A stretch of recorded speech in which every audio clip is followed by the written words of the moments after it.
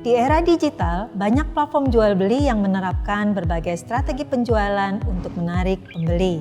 Belakangan ini, marak program pay later yang seringkali dipakai penjual untuk menarik pembeli dengan menawarkan kemudahan membeli sekarang, membayar nanti.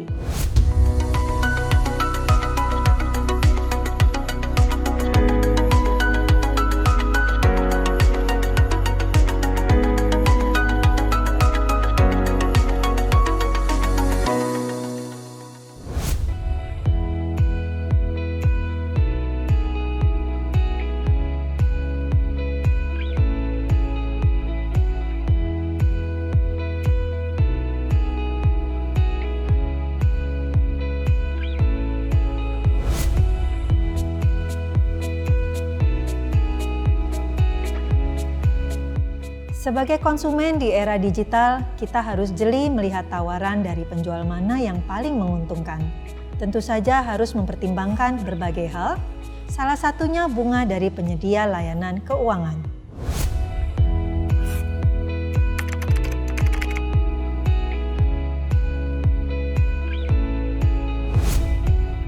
Ketika Anda atau keluarga sudah terbiasa memanfaatkan liburan akhir tahun atau Anda sudah terbiasa punya rencana liburan tahunan, maka mempersiapkan dana liburan sejak jauh-jauh hari itu sebaiknya memang dilakukan.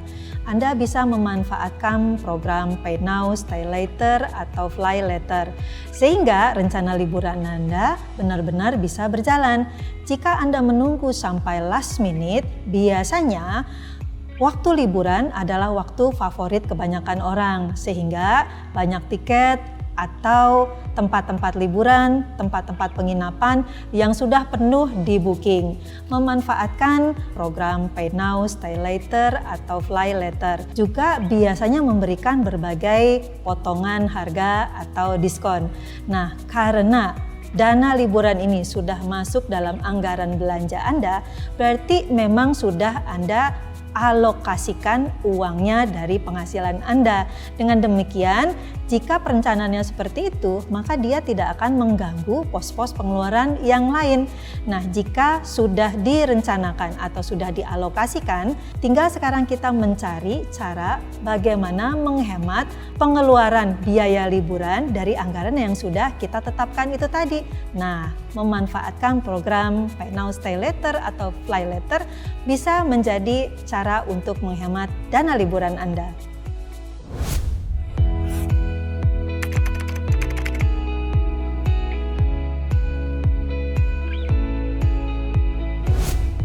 Di dalam era digital ini, maka pembayaran pay later menjadi salah satu fasilitas pembayaran yang menarik perhatian orang dan juga sudah banyak digunakan. Nah, kalau kita membayar tagihan dari pay later kita lunasi seluruhnya. Ketika tagihannya datang, maka kita tidak dikenakan bunga.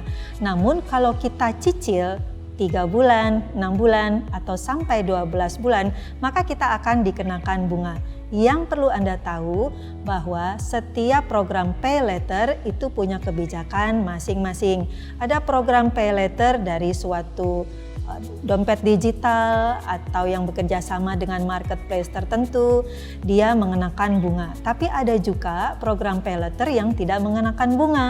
Nah, tetapi Anda sebagai konsumen, walaupun tidak dikenakan bunga, Anda tetap dikenakan biaya layanan. Yang besarnya ya tergantung dari kebijakan penerbit pay letternya. Jadi tidak ada sebenarnya sesuatu yang gratis ya, tetap Anda dikenakan bunga. Hanya saja kalau Anda bayar lunas tagihannya, memang betul tidak ada bunganya, tetapi tetap ada biaya layanan yang akan ditagihkan kepada Anda.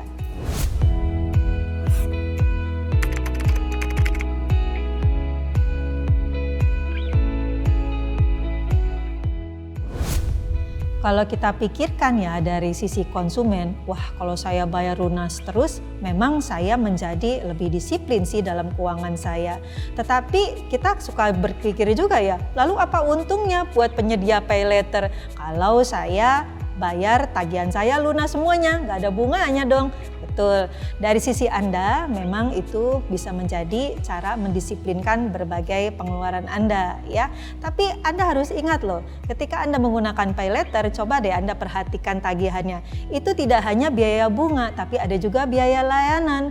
Nah, biaya layanan ini besarnya biasanya besar kecilnya biasanya tergantung dari penerbit pay letternya. Ada yang mengenakan charge 1.000, ada yang mengenakan persentase dari jumlah nominalnya, ada yang biayanya sekitar 25.000. Berapapun besarnya dari tagihan transaksinya. Nah, karena itu kita sebagai konsumen ya harus jeli dalam menggunakan berbagai media pembayaran, terutama media pembayaran yang sifatnya adalah pembiayaan. Pasti ada biayanya.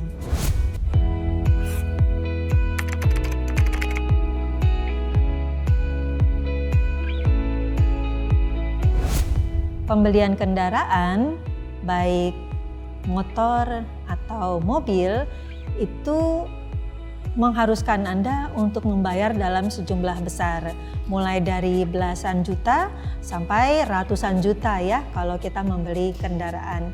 Nah, tidak semua orang memiliki kemampuan tunai membayar sejumlah uang di depan. Karena itu ada fasilitas cicilan kendaraan baik motor maupun mobil yang bisa Anda manfaatkan.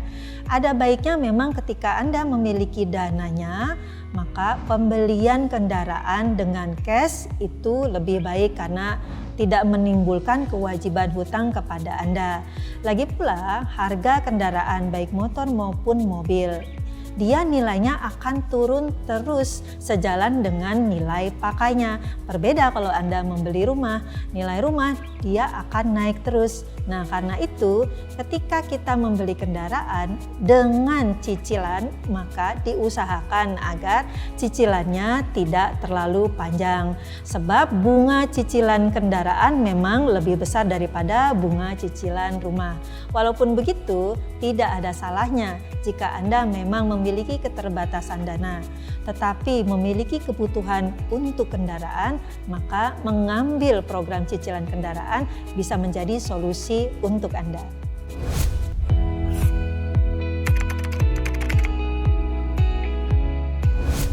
Mengajarkan keuangan memang perlu diajarkan sejak dini, terutama kepada anak-anak. Jika kita mengajarkan sejak dini, maka anak-anak mempunyai kesadaran dan pengetahuan bagaimana mengelola keuangan pribadinya. Namun, bagaimana cara pengajarannya harus disesuaikan dengan tingkat kedewasaan anak tersebut. Misalnya, kita mengajarkan anak usia balita dengan anak usia SD, SMP, SMA maupun perguruan tinggi, caranya bisa berbeda-beda. Untuk anak-anak balita biasanya kita mengajarkan melalui permainan, misalnya permainan pasar-pasaran ya. Kemudian juga kita bisa mengajarkan melalui lagu-lagu ya atau permainan-permainan lainnya. Kita juga bisa mengajarkan mereka mengenai bagaimana melakukan pembelanjaan. Misalnya dengan membawa dia berbelanja dan kemudian meminta dia untuk membayar pembelanjaannya dengan didampingi oleh kita. Sehingga dia tahu bahwa uang itu ada nilainya. Nah, semakin dia dewasa, maka pengajaran juga semakin bisa ditambah tingkat kesulitannya sejalan dengan apa yang dia hadapi sehari-hari. Untuk anak SD, SMP maupun SMA mulai bisa diberikan uang saku sehingga dia bisa belajar mengelola uangnya sendiri. Untuk anak SD mungkin Anda bisa berikan uang saku secara mingguan, kalau SMP bisa diajarkan secara bulanan, demikian juga SMA. Tinggal sekarang besar kecilnya dari uang saku inilah yang perlu Anda atur sehingga anak mampu untuk mengelola uang tidak terlalu besar maupun tidak terlalu kecil. Nah, karena itu pengajaran keuangan harus sejalan sebenarnya dengan berbagai kejadian yang dihadapi oleh si anak sehari-hari. Sehingga ketika anak berangkat dewasa dan lulus sekolahnya, dia siap menghadapi kehidupan beserta berbagai tantangan keuangannya.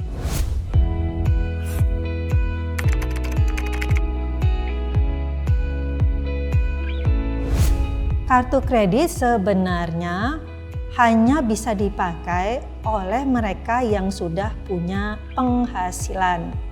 Sebab ketika kita menggunakan kartu kredit berarti kita menggunakan pembiayaan yang harus dikembalikan berikut juga dengan bunganya. Namun pada kasus-kasus tertentu atau pada kejadian atau pada situasi keuangan tertentu, misalnya seorang anak dikuliahkan ke luar negeri. Nah, di luar negeri dia tidak punya sanak saudara, jadi betul-betul tinggal sendirian. Mengandalkan satu jenis metode pembayaran itu bisa jadi berisiko buat dirinya. Karena ada begitu banyak transaksi keuangan yang harus dilakukan, kalau hanya mengandalkan tabungan, kartu debitnya atau ATM-nya dan terjadi kesulitan, bisa jadi itu mempengaruhi kegiatan belajarnya maupun kehidupannya di negara tempat dia belajar. Karena itu pada situasi tersebut orang tua memberikan kartu kredit tambahan di mana tagihannya, penggunaannya tetap diawasi oleh orang tua bisa dilakukan. Sekali lagi, kartu kredit itu sebenarnya hanya boleh dipakai untuk orang yang sudah memiliki penghasilan.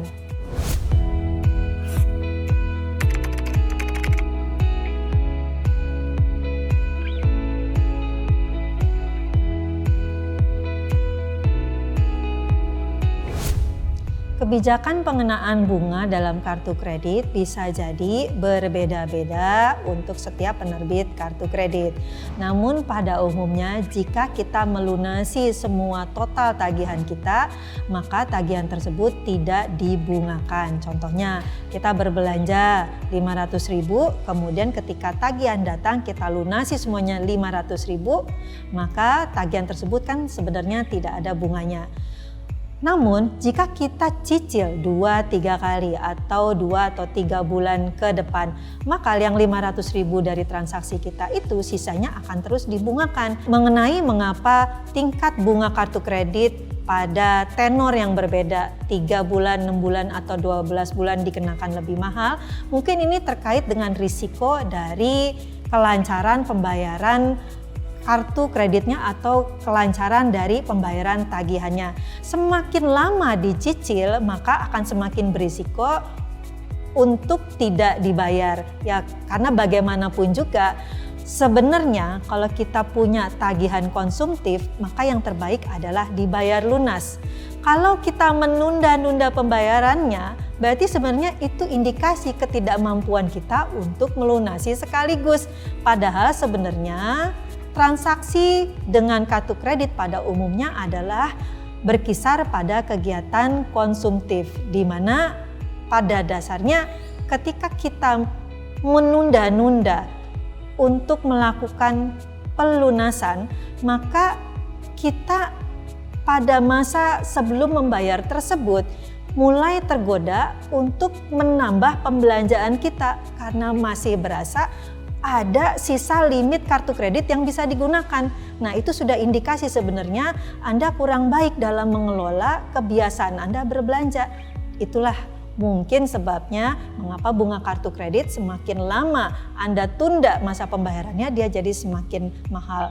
Tapi walaupun Anda lunasi pembayaran Anda ketika tagihannya datang, ya, Anda merasa dia tidak ada bunganya, sebenarnya Anda tetap kena biaya loh. Coba Anda perhatikan setiap tahun Anda pasti kena biaya annual fee. Nah, jadi sebenarnya tidak ada yang gratis kalau dalam kartu kredit. Jadi hati-hati dalam menggunakan kartu kredit ya. Semoga pengetahuan yang saya bagikan bermanfaat bagi Anda. Seorang aktor dari Amerika Serikat, Will Rogers, pernah berkata, banyak orang menghabiskan uang yang mereka kumpulkan untuk membeli barang yang tidak mereka inginkan hanya untuk membuat terkesan orang yang tidak mereka suka. Saya Mika pamit, terima kasih dan sampai jumpa.